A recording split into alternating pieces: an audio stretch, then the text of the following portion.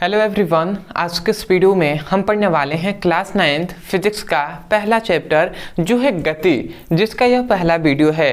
तो आज के इस वीडियो में हम पढ़ने वाले हैं कि गति किसे कहते हैं और गति के दो प्रकार होते हैं, एक होता है सामान्य गति और एक होता है असामान्य गति। तो इन दोनों का परिभाषा एग्जाम पर पूरा हम डिटेल में समझेंगे। मैं आपको विश्वास दिलाता हूँ कि बहुत ही आसानी तरीके से आपको समझ में आएगा। तो चलिए हम देख लेते हैं। तो यहाँ पे हमने लिख दिया है गति और यहाँ पे हमने गति का परिभाषा लिख दिया है। एक एक करके हम समझेंगे। तो देखिए गति किसे कहते हैं। तो गति का मतलब है कि मैं अभी यहाँ पर हूँ, अब मैं यहाँ पर चला आया, ठीक है, तो ये गति हुआ। हमने यहाँ पे थे और यहाँ पे चले हैं, तो ये क्या है, गति है। तो गति कब हुआ, मैंने अपनी स्थिति में परिवर्तन किया। सबसे पहले अगर आप ध्यान देते हैं तो मैं यहाँ पर हूँ और फिर से मैं यहाँ पे चला आया, तो मैं अपने स्थिति में परिवर्तन कर रहा हूँ। पहली बात तो स्थिति में परिवर्तन हो रहा है, स्थिति में हमारी क्या हो रही है, परिवर्तन हो रहा है।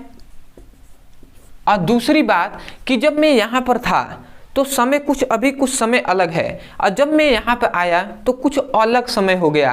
तो इसका मतलब समय में भी परिवर्तन हो रहा है। क्या हो रहा है, समय में क्या हो रहा है, परिवर्तन हो रहा है। समझ में आ रहा है ना। तो जब किसी वस्तु की स्थिति और क्या होता है, मतलब जब किसी वस्तु के समय के सापेक्ष उसकी स्थिति में परिवर्तन होता है, मतलब जब कोई भी वस्तु है तो उसकी स्थिति में यहाँ पे है तो यहाँ से आने में उसकी स्थिति में समय के सापेक्ष जो परिवर्तन होता है उसे हम क्या कहते हैं, गति कहते हैं। मतलब अगर हम सिंपल में कहें तो हम कह सकते हैं कि समय के सापेक्ष किसी व्यक्ति या वस्तु, समय के सापेक्ष किसी वस्तु या व्यक्ति के स्थिति में जो परिवर्तन होता है उसे हम क्या कहते हैं, गति कहते हैं। समझ में आ गया होगा। समय के सापेक्ष किसी वस्तु या व्यक्ति की स्थिति में जो परिवर्तन होता है उसे गति कहते हैं। तो आशा करते हैं कि आपको परिभाषा अच्छे से समझ में आ गया होगा। ठीक है, जैसे कि मान लेते हैं, अगर मैं आपको फिगर से थोड़ा सा ग्राफ से समझाऊं तो ये मान लेते हैं एक रास्ता है। क्या है, ये एक रास्ता है। अब मैं मान लेता हूं कि कोई व्यक्ति है, यहाँ पर ए व्यक्ति है, ठीक है, तो ये यहाँ पर है। अभी मान लेते हैं 10 बज रहा है, कितना, 10 बज रहा है, ठीक है। और ये व्यक्ति क्या यहाँ पर है, ये वस्तु की स्थिति है,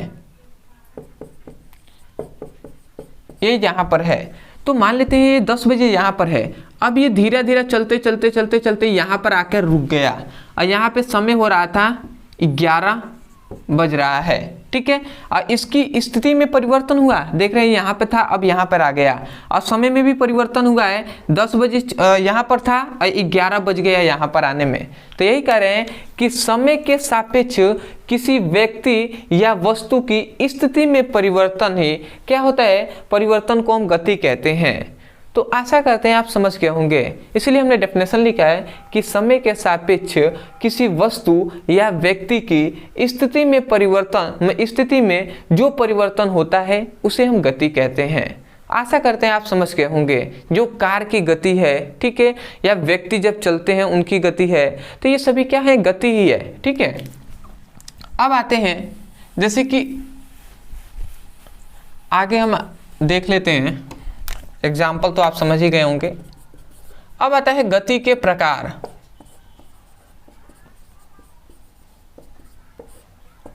तो याद रखेंगे गति के कितने प्रकार होते हैं। तो गति के 2 प्रकार होते हैं। कितने, गति के तो ऐसे तो बहुत सारे प्रकार होते हैं, पर मुख्यतः कितने, 2 प्रकार होते हैं। पहला होता है एक सामान्य गति।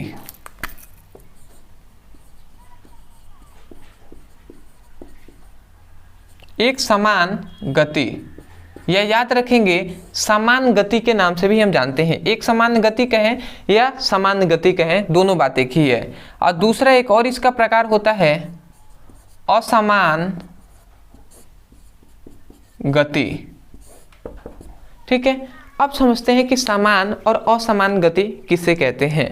तो सामान्य से अर्थ है, देखिए यहाँ पे लिखा है समान। समान से अर्थ ये है कि कोई व्यक्ति है, ठीक है, तो उसके जितना समय में जितना दूरी तय कर रहा है। जैसे अगर मैं आपको थोड़ा सा ग्राफ से समझाऊं तो ये कोई एक रास्ता है, ठीक है, और ये यहाँ पर कोई व्यक्ति है, ठीक है।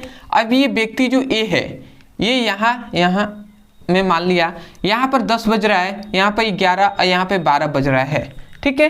और इन दोनों की यहाँ इस बिंदु से इस बिंदु के बीच की दूरी है 10 किलोमीटर, इस बिंदु से इस बिंदु के बीच की दूरी है 10 किलोमीटर, और इस बिंदु से इस बिंदु के बीच की दूरी क्या है 10 किलोमीटर। तो अगर आप थोड़ा सा ध्यान देते हैं तो ये ए व्यक्ति है, ये यहाँ से चलकर मान लेते हैं यहाँ से चलते चलते ये यहाँ पर आ गया, ठीक है।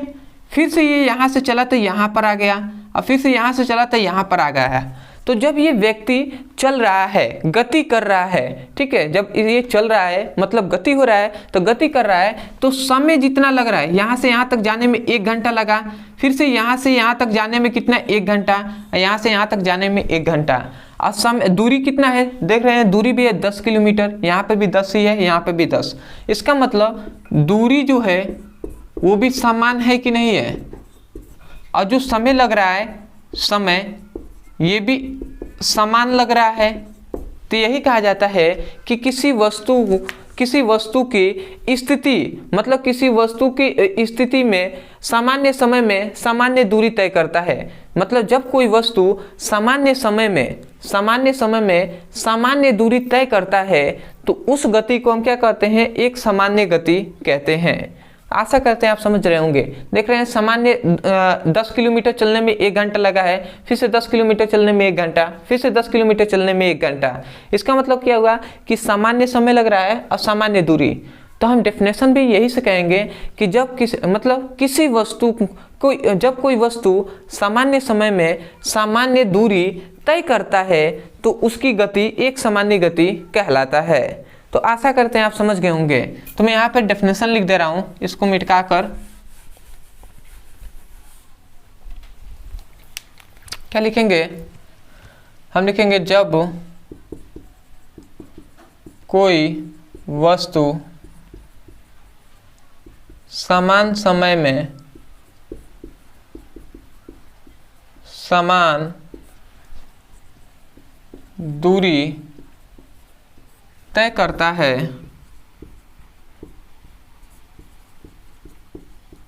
तो उस गति को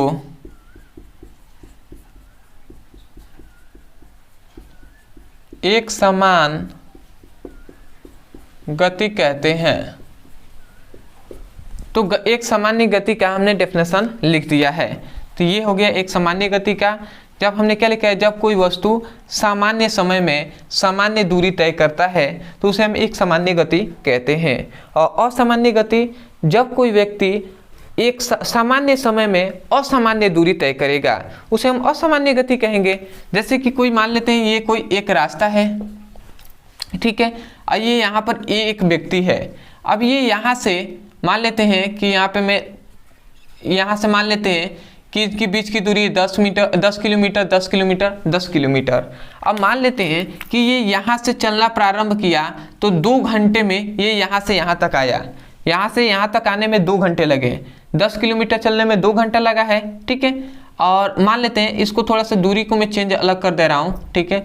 इसको मान लेते हैं कि 7 किलोमीटर है, इसको मैं मान लेता रहा हूँ 5 किलोमीटर है। ऐसे आप मान सकते हैं, इसको भी हम चेंज कर सकते हैं, अभी हम डिस्कस करेंगे। ये मान लेते हैं 10 किलोमीटर इतना दूरी है, ये है 7 किलोमीटर, और यहाँ से यहाँ तक की दूरी है 5 किलोमीटर। यहाँ से यहाँ तक चलने में 2 घंटे इसको लगे, फिर से यहाँ तक चलने में फिर से इसको 2 घंटे लगे हैं, और फिर से यहाँ तक चलने में 2 घंटे लगे हैं। तो देख रहे हैं, तो नीचे जो है समय है ये 2-2 घंटा लग रहा है, 2-2 घंटे लग रहा है तो सामान्य समय लग रहा है, परंतु दूरी तो अलग अलग है, 10 है, कहीं 7 किलोमीटर, कहीं 5 किलोमीटर है। तो मतलब जो दूरी है वो क्या है, असामान्य है, ठीक है, असामान्य है कि नहीं है। तो हम यही कह रहे हैं कि जब कोई वस्तु सामान्य समय में असामान्य दूरी तय करता है तो उसे हम असामान्य गति कहते हैं।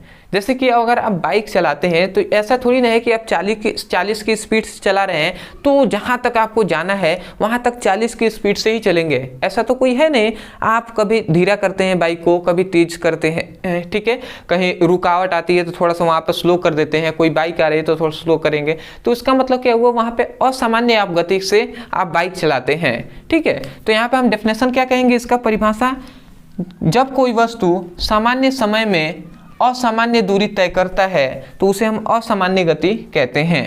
मैं डेफिनेशन भी लिख दे रहा हूं, आप यही लिखेंगे, जब कोई वस्तु क्या होगा, समान समय में क्या करेगा, असमान दूरी तय करेगा, तो उसे ही हम क्या कहेंगे, उसे ही हम असमान गति कहते हैं। मैंने यहाँ पे शॉर्ट में लिख दिया है, जब कोई वस्तु सामान्य समय में असामान्य दूरी तय करेगा है तो उसे हम असामान्य गति कहते हैं। केवल यहाँ पे हमने सामान्य समय में, यहाँ पे सामान्य दूरी तय करता है हमने लिखा है, यहाँ पे असामान्य लिख देंगे तो ये असामान्य का डेफिनेशन हो जाएगा। तो आशा करते हैं कि आपको अच्छे से समझ में आ गया होगा गति और गति के दो प्रकार। तो मैं यही कहूँगा, यदि आपको समझ में आया है तब जाकर आप चैनल से जुड़ जाइएगा, चैनल को जरूर सब्सक्राइब कीजिएगा। और यदि आप भी क्लास 9th का फिजिक्स, केमिस्ट्री और बायोलॉजी का चैप्टर वाइज सीक्वेंस में एक एक करके वीडियो को पढ़ना चाहते हैं तो न्यू बैच स्टार्ट हो गया है हमारे मेन चैनल पे, तो वहाँ पर जाकर उसकी पढ़ाई कर सकते हैं, या आपको हम इसी वीडियो के डिस्क्रिप्शन बॉक्स में लिंक दे देंगे फिजिक्स, केमिस्ट्री और बायोलॉजी का, तो उस पर क्लिक करके आप सभी चैप्टर वाइज वीडियो देख सकते हैं, वहाँ से उसकी पढ़ाई भी कर सकते हैं। अदरवाइज यदि आपको कोई भी टॉपिक है जो आपको समझ में नहीं आता है, यदि आप उसको बेहतर तरीके से समझना चाहते हैं तो YouTube पर केवल उस टॉपिक का नाम लिखिएगा, अंत में हमारे चैनल का नाम लिखकर सर्च कर दीजिएगा, तुरंत आपको वो वीडियो मिलेगा, तो वहां से भी उसकी पढ़ाई कर सकते हैं। तो चलिए दोस्तों, आज के लिए इतना ही, मिलते हैं एक नए टॉपिक के साथ, तब तक के लिए धन्यवाद। जय हिंद, जय भारत।